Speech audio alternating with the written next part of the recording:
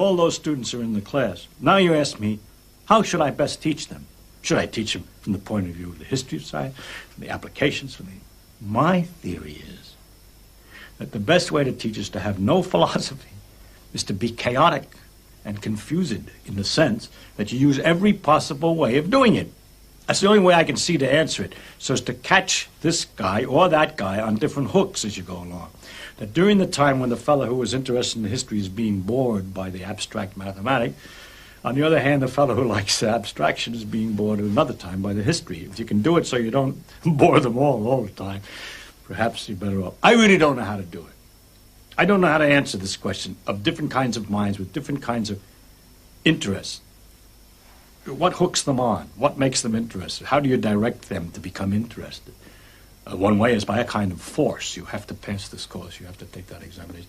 It's a very effective way. Many people go through schools that way. It is maybe the more effective way. I'm sorry, after many, many years of trying to teach and trying all different kinds of methods, I really don't know how to do it.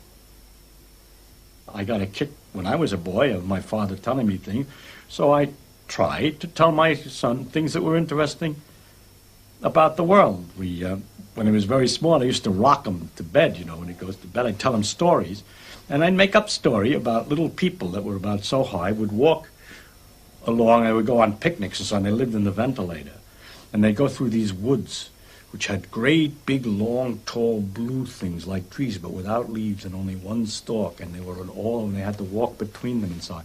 And he'd gradually catch on, that was the rug, the nap of the rug, the blue rug. And he loved this game because I would describe all these things from an odd point of view, and he liked to hear the stories. And we got all kinds of wonderful things. He even went into a moist cave where the wind kept going in and out. It was coming in cool and went out warm and so on.